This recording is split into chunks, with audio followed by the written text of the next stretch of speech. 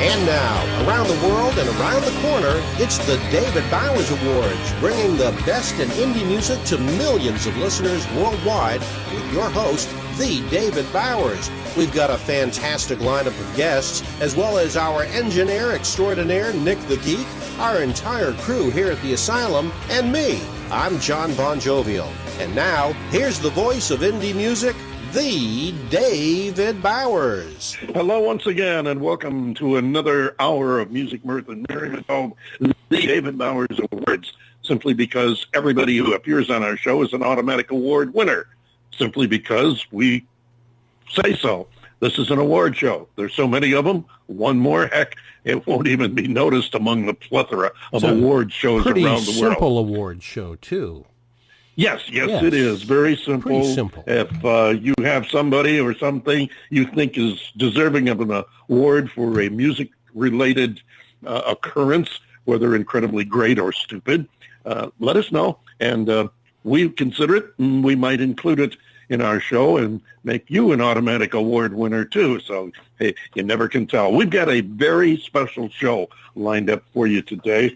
We've gone to extremes to come up with some interesting and special shows this year. We got another one coming up in a few weeks, but this one is one that we have been wanting to do for some time, and it finally happened that we have the material to do it.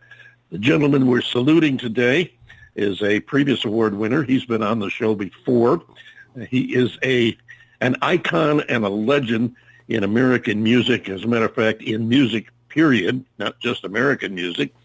And he has only his second solo album in a career that's, well, actually spanned over 50 years, over half a century. But this is only his second solo album, and this is a very unique album in a couple of ways. The gentleman we're saluting this week is Mr. Bob Shane, who is the only surviving original member, founding member of a legendary group called the Kingston Trio. And I know legend is a word that is tossed about pretty freely today, but in this case, I think it is more than warranted. Bob Shane is a legend among folk artists, if nowhere else. I tend to think it transcends just a folk music genre, and it encompasses the entire music field. He has an album, which we'll tell you some more about its uniquity as the show progresses. The album out now is called Simple Gifts, The Lost Solo Sessions. That pretty much says it all. Here's the title tune, Bob Shane and Simple Gifts.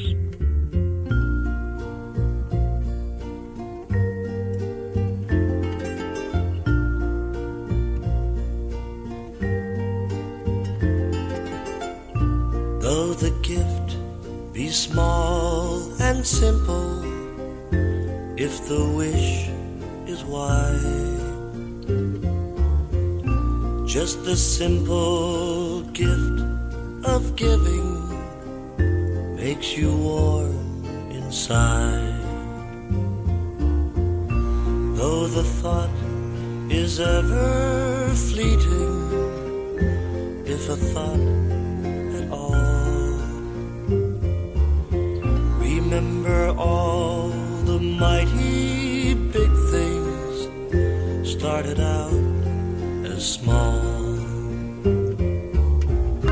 So if you've a gift worth giving, let it be your smile. Let it be a kindly word that makes the stranger stop a while. Let it be a simple gift then, if the wish is wide. Just a simple gift of giving makes you warm inside. So if you've a gift worth giving, let it be your smile. Let it be a kindly stranger stop a while. Let it be a simple gift then, if the wish is wide. Just a simple gift of giving makes you warm inside.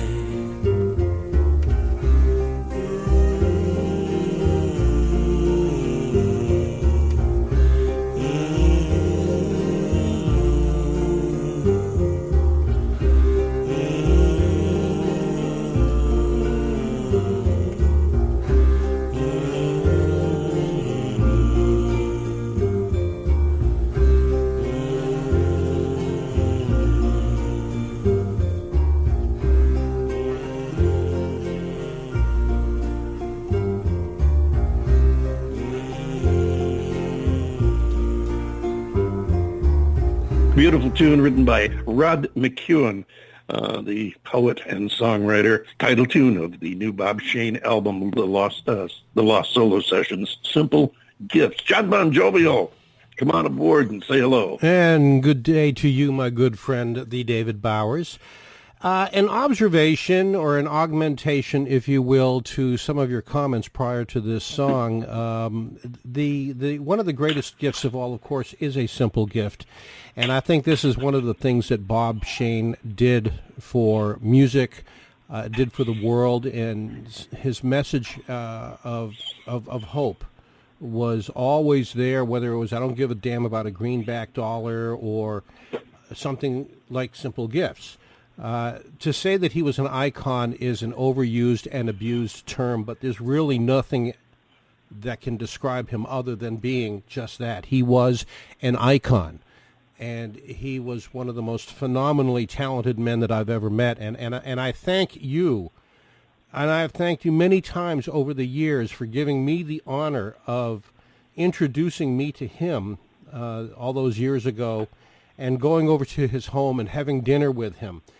Yes, David and I went over to Bob Shane's house. We had dinner with him one night. We talked music. We talked politics. We talked all kinds of things. And what a wonderful, down-to-earth man. And it was such a phenomenal experience. So whenever I hear anything by the Kingston Trio today, that's all I can think about was that amazing meeting that I had with a truly amazing man. It was great. And I'm so glad that we're doing this show today, because there's so much. I am too. It's going to be a great, great program. It is, and it's unfortunate that Bob Shane could not be here with us to do the show, but we wanted to do the salute anyway, and we'll talk more about his album and perhaps some of the stories. I had the pleasure of accidentally running into Bob Shane. I was working in the Phoenix area, and Bob Shane appeared at my job one day, and I recognized him at first but didn't, and it wasn't until he was leaving that that's who that is, because I knew who it was, but it just wouldn't come to me. And anyway, long story short, I contacted him by email, and we got in touch and struck up a friendship that's lasted all these years. And yes, I was more than happy to have you come out and spend some time with Bob, John. And it was a once-in-a-lifetime opportunity. It was a memorable day. It really was. John and I have a thing when we get together. We usually try to do something different for each other to make each get together a little bit special. And when John came out to Arizona that year, I had been talking to Bob Shane, and I asked him if perhaps he might, stop and have coffee and we could get together or something. And he says, "Let me know when your buddy's here. I'll give you my address and you can come over to the house and we'll have an evening together." And we did that, and it was a wonderful evening. It was a wonderful evening. Yes. Bob is a talker. He has got some of the greatest stories to tell, and it's a pleasure to sit and talk with Bob and listen to the stories about how the trio got started. Him telling us that they got started as three young guys up in San Francisco who decided to form a singing group so that they could meet girls. I remember that, yeah. Then they decided they needed to make a little money, so they went out and started playing the clubs. They wound up at the Hungry Eye, and as the trite saying goes, the rest is history. They were discovered and became, they became an originator for the Grammy Awards, because the year after Tom Dooley, they were nominated for a Grammy Award, and there was not a folk music category. So they were placed in the country music category, and Bob still has the Grammy. They won the first country music Grammy Award that was ever presented, which I think is kind of humorous when you stop and think about it. Looking back, they are not country, but that kind of leads into where we're at with this album, because Bob had mentioned to me, as has his wife Bobby, that Bob had always wanted to do a country album. And of course, with the success of the Kingston Trio in the folk music genre, that opportunity didn't really present itself to him. But he went into the studio in the 60s, the late 60s, 67, 68, and he went in and recorded some tracks with a country tinge to them. They were really, today we would consider them crossover. They really bordered on folk, country, and crossover to pop. And some of these tunes on this album reflect that. But these tracks were on cassettes, on old cassette recordings. And for those of you youngins in the audience, cassettes were a form of tape recording, and when you used to record on magnetic tapes, and they were little rectangular plastic boxes that you stuck into a cassette player. And if you looked at them wrong, they'd break.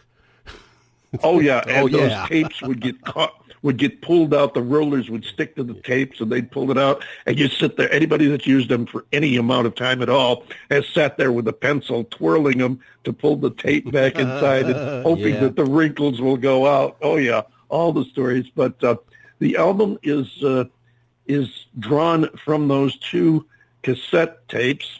Amazing that they were able to get the quality after all these years. They were, for those of you who follow country music to any degree over the last 40, 50 years, there was a group that was big in the 60s and early 70s, the Glazer Brothers, Tom Paul and the Glazer Brothers. Well, they went and opened their own studio in Nashville, the Glazer Brothers Studio, which was unique in its own right, because not only was it a recording studio, they had everything. They had a production facility, they had a publishing house, they had an advertising and marketing venue, they even had a department to make album covers there. So it was quite an establishment and exists to this day. And the people at the Glazer Brothers Studios remastered these old tape songs, and consequently, we were able to listen to the unreleased solo tracks that Bob Shane laid down in the late 60s. 21 tracks on this album.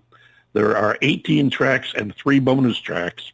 And obviously, we're not going to get to play anywhere near all of them today, but we're going to try to get 4 or 5 or 6 of them in here and share them with you. John. Yeah, there's the thing that got to me while I was listening to this record is that this was recorded in 68, 69, and this at the same time was pretty much approaching the height of popularity of the Kingston Trio. And so while Bob had his career with the Kingston Trio, he was also at maybe arguably the height of his talent. Maybe he hadn't peaked yet. Did this. And I'll be honest with you, there's a few cuts on there that I didn't like, but the vast majority of them I did, and there was one on there which was so nice to hear a different take on Scotch and Soda, which I believe we'll be getting to later. We're going to definitely play that, yes. It was, it was just a pleasure to listen to it, to be able to do the mental